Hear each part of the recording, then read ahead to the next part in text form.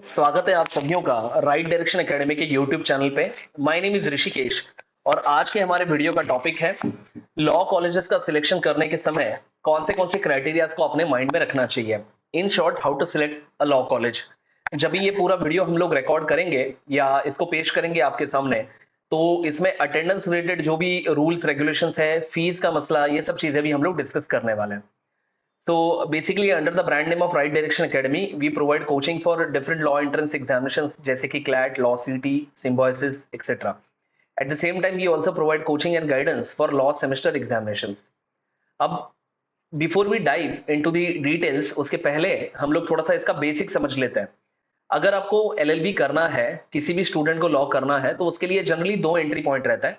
पहला जो entry point है वो कक्षा 12वीं के बाद आता है, और दूसरा जो एंट्री पॉइंट है ये ग्रेजुएशन के बाद आता है। ऐसे स्टूडेंट जो कक्षा 12वीं जिनका हो गया है, तो वो लोग 5 इयर्स के एलएलबी के लिए जा सकते हैं, which is nothing but an integrated course. और ऐसे स्टूडेंट जिनका ऑलरेडी ग्रेजुएशन कंप्लीट हो गया है, तो they can go for a 3 years LLB, जो कि एक प्लेन 3 इयर्स का सिंगल डिग्री कोर्स है। अब 12वीं के बाद आपके सामने क्लैट एग्जामिनेशन का ऑप्शन है, जो कि सेंट्रल गवर्नमेंट की एग्जाम है, या फिर महाराष्ट्र लॉ सिटी का ऑप्शन है, जो कि स्टेट गवर्नमेंट की एग्जाम्स है। लेकिन ग्रेजुएशन यदि अगर आपका हुआ है और 3 इयर्स का एलएलबी करना है, तो उसमें सिर्फ एक ही ऑप्शन बचता है, वो है 3 इयर्स लॉ सीटी। अब ये जो एग्जामिनेशन है, ये छोड़ के और भी बहुत सारी एग्जामिनेशन आती है डीम्ड यूनिवर्सिटी की, जैसे कि सिम्बायोसिस, नरसिंह मुंशी। लेकिन फिलहाल हमारा जो फोकस है वो ये गवर्नमेंट एग्जामिनेशन के ऊपर ही है। इस चीज को कवर करने के लिए मैंने एक विस्तार स्वरूप से डिटेल में वीडियो बनाया है। आप इसी चैनल पे उस वीडियो को स्क्रॉल करके देख सकते हैं। अब सबसे पहले जो मोस्ट कॉमन क्वेश्चन बहुत सारे स्टूडेंट पूछते हैं, वो ये है कि सर, क्या मैं बिना कॉलेज को अटेंड किए हुए, बिना कॉलेज के साथ जुड़े हुए, डायरेक्टली करस्पॉन्डेंस में मैं एलएलबी की डिग्री ले सकता हूं? क्या मैं कोर्स ऐसा कर सकता हूं? तो उसका जवाब है नहीं, नो। क्योंकि आप देखिए कि लॉ के ऊपर, मतलब लॉ जो एजुकेशन है उसके ऊपर एक रेगुलेटरी बॉडी है जिनका नाम है बार काउंसिल ऑफ इंडिया। और कोई भी कॉलेज जो डिस्टेंस लर्निंग में लॉ की डिग्री देता है, उसको bar council of India approval नहीं देती है। तो कोई भी ऐसा कॉलेज या कोई इंस्टीट्यूट जो कि आपको बोल रहा है कि आपको कॉलेज में आने की जरूरत नहीं है या कॉलेज के साथ एनरोल करने की जरूरत नहीं है, तो वो शायद अप्रूव्ड कॉलेजेस नहीं होगा। तो बात ये तो तय है कि कॉलेज के साथ एनरोल होना जरूरी है। अब देखिए उसके पीछे का रीजन क्या है। ऐसा कोई भी ग्रेजुएशन का कोर्स जिसकी करिकुलम में आपको प्रैक्टिकल्स करने पड़ता है, तो प्रैक्टिकल्स करने के लिए आपको नेसेसरीली किसी ना किसी कॉलेज में एनरोल होना मैंडेटरी है। ओके। लेकिन मैं ये कह रहा हूं कि for getting an admission college में जाना, मतलब कॉलेज के साथ एनरोल होना मैंडेटरी है, लेकिन अटेंडेंस के रूल हर किसी कॉलेजेस के अलग होते हैं। ठीक है। तो हवेवर अटेंडिंग द कॉलेज और not attending the college is a different matter all together. तो हम लोग इसको डिस्कस करेंगे। तो ऐसे स्टूडेंट जो कि 12वीं कक्षा के बाद 5 इयर्स का लॉ कर रहे हैं, तो मैं उनको रेकमेंड करूंगा कि आपको कॉलेजेस को रेगुलरली अटेंड करना चाहिए विदाउट फेल। क्योंकि पढ़ाई करने के सिवाय बाकी जिम्मेदारियां आपके ऊपर नहीं होंगी। इसके लिए there is no harm in attending the college regularly. हालांकि ऐसे स्टूडेंट जो 3 इयर्स वाला डिग्री ले रहे हैं, उसमें से कुछ लोग ऐसे हो सकते हैं जो लोग वर्किंग है, कुछ ऐसे लोग हो सकते हैं जो मैरिड है, जिनके ऊपर घर की जिम्मेदारियां है। तो बिकॉज ऑफ दीज रिस्पॉन्सिबिलिटीज उनके लिए रेगुलरली कॉलेज अटेंड करना पॉसिबल नहीं होगा। तो ज्यादातर जो कॉलेजेस है वो ऐसे स्टूडेंट्स के प्रति लीनियंट होते हैं।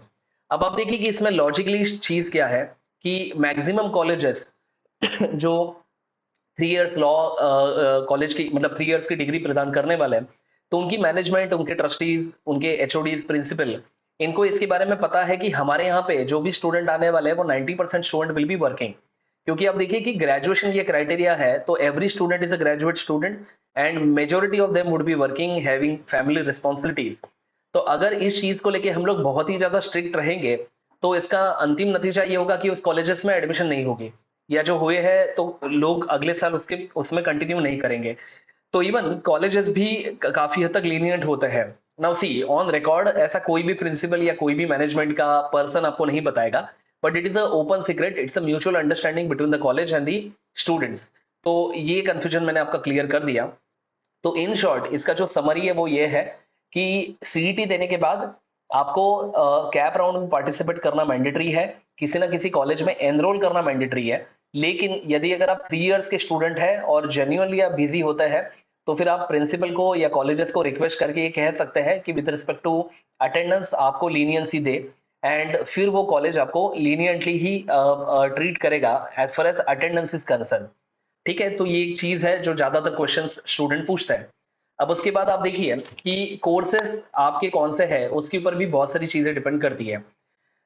बेसिकली 5 इयर्स वालों के लिए 3 ऑप्शंस है, एक है BLS LLB, दूसरा है BBA LLB और तीसरा है BA LLB। 3 इयर्स के लिए सिर्फ एक ही ऑप्शन है LLB का। ये पूरा का पूरा टेबल सेल्फ एक्सप्लेनेटरी है, अगर आप वीडियो को पॉज करेंगे तो आप इसको समझ जाओगे। BLS LLB में जो सिलेबस है उसका इंक्लिनेशन ये ह्यूमैनिटीज या आर्ट्स की तरफ है। BBA में उसका इंक्लिनेशन ये मैनेजमेंट की तरफ है। अगेन BA LLB ये भी सिमिलर कोर्स है, सिर्फ फर्क ये है कि BLS LLB ये Mumbai university and Kolhapur university में प्रीडोमिनेटली पढ़ाया जाता है, और बाकी जितने भी यूनिवर्सिटीज है इंक्लूडिंग पुणे तो वहां पे BA LLB होता है। और BBA LLB ये मुंबई और पुणे यूनिवर्सिटीज में ही है, और BBA LLB के कंपैरेटिवली कॉलेजेस बहुत कम है। ये जो तीनों कोर्सेस है ये तीनों 5 साल के कोर्सेस है। एंड BBA या BLS ऐसा कोई भी मसला LLB में नहीं रहेगा, क्योंकि सिर्फ एक ही डिग्री मिलती है, तो उसमें ये कोई कंफ्यूजन होने की बात नहीं है। तो इस टेबल के ऊपर पर्टिकुलरली मैंने एक पूरा लेक्चर रिकॉर्ड किया है, उसको भी आप देख सकते हैं। आगे बढ़ते हैं। तो अटेंडेंस का रूल क्या कहता है? जो रेगुलेटरी बॉडी है बार काउंसिल ऑफ इंडिया, उनका ये रूल ये है कि 75% अटेंडेंस होना चाहिए। Now this is a formal rule, okay, but ये 5 इयर्स के कॉलेजेस कॉलेजेस में इम्प्लीमेंट होना काफी हद तक मुमकिन है, पॉसिबल है, क्योंकि वो जो स्टूडेंट है तो अपार्ट फ्रॉम स्टडीज उनके ऊपर और कोई जिम्मेदारियां नहीं है। लेकिन 3 इयर्स की जो डिग्री कोर्सेस है तो majority of the colleges are lenient about it, इसके बारे में ऑलरेडी हमने डिस्कस किया है। अब कॉलेजेस का भी इसमें ऑब्वियसली काफी हद तक कुछ सेल्फ इंटरेस्ट भी हो सकता है।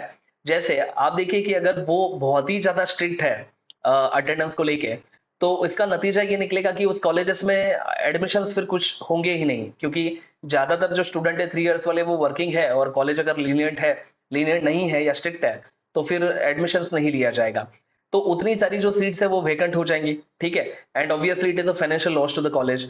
नाउ प्लीज रिमेंबर कि ये जितनी भी चीजें मैं बता रहा हूं ये सिर्फ बेस्ड ऑन कॉमन सेंस बता रहा हूं, ओके। इसके लिए कहीं पे भी कुछ ऑफिशियल नोटिफिकेशन वगैरह नहीं है। This is my thinking, this is my opinion. I hope ये क्रिस्टल क्लियर है। तो अटेंडेंस के रूल्स के बारे में क्या सही क्या सच है वो मैंने आपको बता दिया है। फिर इतने सारे क्राइटेरियाज है before you actually take your decision of a college. उसमें से नंबर 1 का, अगर आप 3 इयर्स वाले स्टूडेंट है तो आपके लिए अटेंडेंस का सिनारियो थोड़ा सा इंपॉर्टेंट बन जाता है। ज्यादातर कॉलेजेस में जब भी आप एडमिशन लेने वाले हो तो उस समय आपको वो लोग एक ऑप्शन देते हैं कि वेदर यू आर वर्किंग और नॉट वर्किंग, ये आपको फीलिंग करना पड़ता है। तो उस टाइम पे अगर आप फीलिंग करने के टाइम पे, मतलब जब भी आप एडमिशन लेने वाले हो तभी अगर आप कॉलेज को बता देंगे कि आई एम वर्किंग, तो उस पॉइंट ऑफ व्यू से आपको भी एक पॉजिटिव पॉइंट मिल जाता है कि इन द फ्यूचर आपने एडवांस में बता दिया था। ठीक है, तो दिस इज वन थिंग। दूसरा कि आपको ये देखना है कि आपका लॉ करने का पर्पस क्या है, ओके।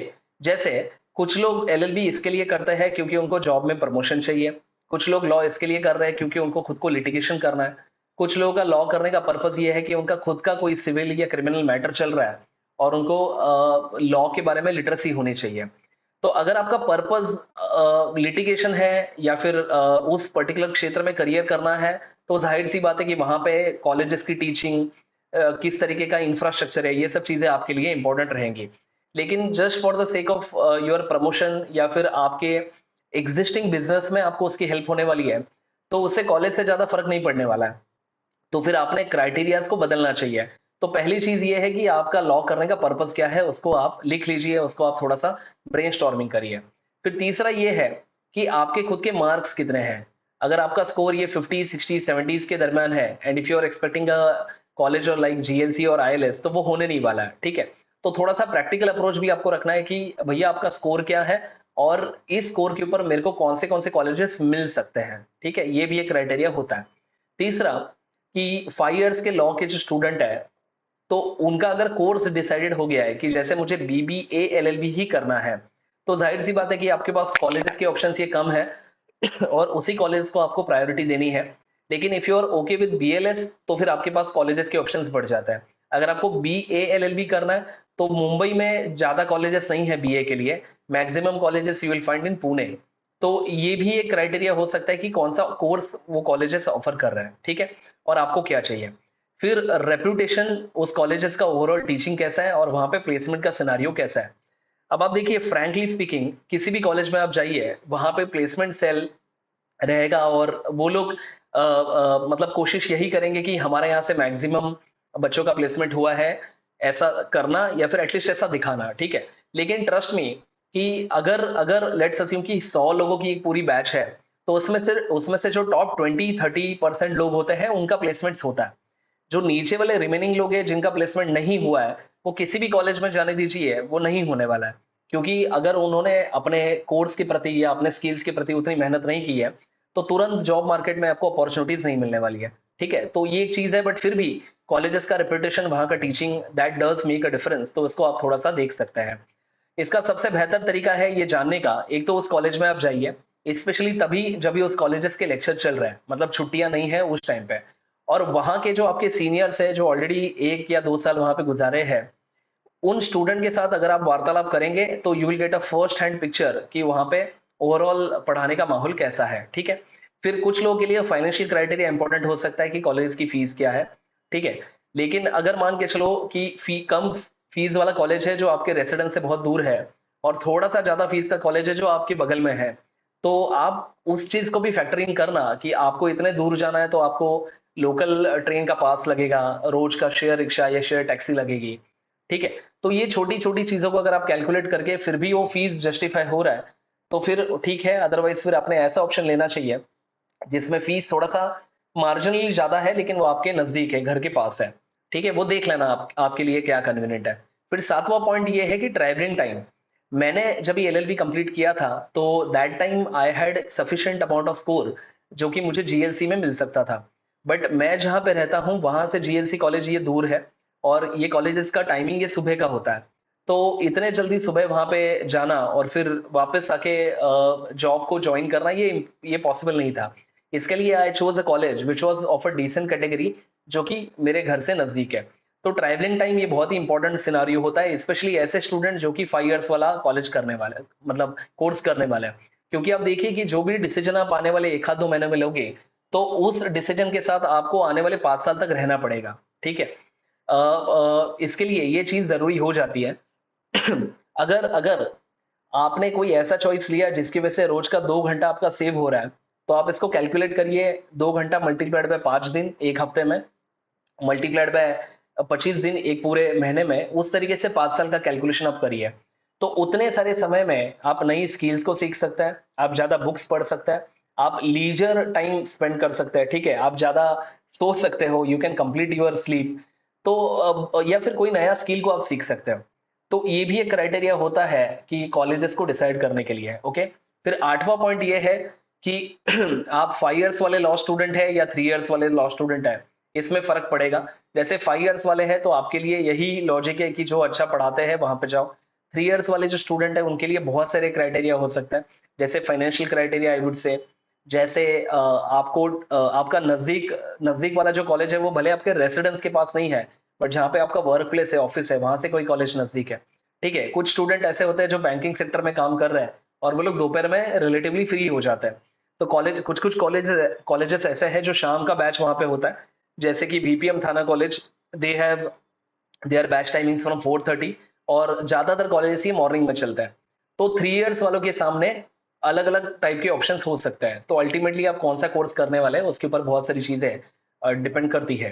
फिर फाइनली कॉलेजेस का टाइमिंग सुबह का है या मॉर्निंग इवनिंग का है, अब ऑलरेडी हमने ये पॉइंट को कवर कर लिया है। एंड उसके बाद उस कॉलेजेस में प्लेसमेंट्स कैसे होते हैं, ठीक है। कौन से फर्म्स वहां पे आके गए हैं, या ओवरऑल मार्केट में उस कॉलेज का या वहां के स्टूडेंट का क्या नाम है, ये तमाम क्राइटेरियाज होते हैं। देखिए, अल्टीमेटली अल्टीमेटली किसी भी फील्ड में, including the field of law, जो सक्सेस होता है वो डिपेंड करता है आपके स्किल्स के ऊपर और आपके प्रैक्टिकल नो हाउ के ऊपर। देखिए, at the end of the story, अगर अगर कोई क्लाइंट आपके पास आता है किसी लीगल कंसल्टेंसी के लिए या कोई केस आपको देने के लिए, तो वो लोग ये नहीं पूछने वाले कि आपने कौन से कॉलेज से लॉ पढ़ा है, या फिर आपको फाइनल ईयर में परसेंटेज कितने थे, वगैरह वगैरह। फंडामेंटली आपका उस पर्टिकुलर मार्केट में रेपुटेशन क्या है, आपका पेपर वर्क कितना अच्छा है, आप कितने स्किल्ड है, उसके ऊपर ही सब चीजें डिपेंडेंट रहती है। मैं ये नहीं बोल रहा हूँ कि कॉलेजेस जरूरी नहीं होता है, वो होता है, लेकिन अच्छा और एवरेज किस्म के कॉलेज में 19-20 का फर्क हो सकता है। आपने एवरेज किस्म के कॉलेज से एलएलबी किया है, बट आपने आपके स्किल्स पे और प्रैक्टिकल नो हाउ पे काम किया, फिर भी यू विल एक्सेल। और आपको बहुत ही बढ़िया कॉलेज मिला, लेकिन वहां पे आपने कोई मेहनत नहीं की, तो फिर भी आप एक एवरेज स्टूडेंट ही बने रहोगे। तो अल्टीमेटली बहुत सारी चीजें डिपेंड करती है हम खुद रिसोर्सेज का इस्तेमाल कैसे कर रहे हैं उसके ऊपर। तो इस चीज से ज्यादा पैरानॉइड मत होना। A lot of thing depends on your own attitude and आप कितना चीजों को सीखने के लिए रेडी हो, ठीक है। तो basically by and large this is how you are suppose to select LLB college. I hope ये क्लियर है, ठीक है। अब इसमें स्टेप्स क्या क्या इन्वॉल्व होनी है, तो बेसिकली कुछ चीजें मैं अपने अनुभव से बताता हूँ, उसको आप फॉलो करना। सबसे पहला स्टेप ये है कि कॉलेजेस की जो लिस्ट है उससे गो थ्रू आप करिए। अगर ये लिस्ट आपके पास नहीं है तो मेरे पास लोकेशन वाइज कॉलेज की लिस्ट है, तो I will give it to you. Second step ये है कि आपको कॉलेजेस की लिस्ट में से शॉर्टलिस्ट करने हैं ऑप्शन 3 या 5, और वहां पे देखिए कि टोटल नंबर ऑफ सीट्स कितने अवेलेबल है, वेकेंट सीट्स, ठीक है। फिर तीसरा स्टेप स्टेप ये है कि आपका खुद का स्कोर चेक करिए, रैंक चेक करना, और प्रैक्टिकली सोचिए सोचिए कि वो स्पेसिफिक कॉलेज आपको मिल सकता है क्या, ओके, वो आपकी रेंज ऑफ मार्क्स में है क्या। एंड सबसे इंपॉर्टेंट है कि जो भी 5-6 कॉलेजेस आपने शॉर्टलिस्ट किए हैं, वहां पे आप पर्सनली विजिट करिए, वहां का इंफ्रास्ट्रक्चर देखिए, वहां पे ट्रैवलिंग टाइम कितना लग रहा है उसको एसेस करिए। ये सब चीजें आपने करनी चाहिए, ठीक है। तो बाय एंड लार्ज इस वीडियो से आपको हेल्प हुई होगी ऐसी आशा करता हूँ, एंड यहीं पे हम लोग रुकते हैं। In case if you require any of the help, तो आप इस नंबर पे व्हाट्सएप करिए। मेरा आपको सभियों को अनुरोध है कि rather than calling please WhatsApp, because her person का कॉल अटेंड करना is not possible, but WhatsApp के ऊपर जब भी मुझे समय मिले उस हिसाब से मैं आपको रिप्लाई कर सकता हूँ। बहुत बहुत धन्यवाद, thank you very much, and kindly subscribe the channel. Thank you very much.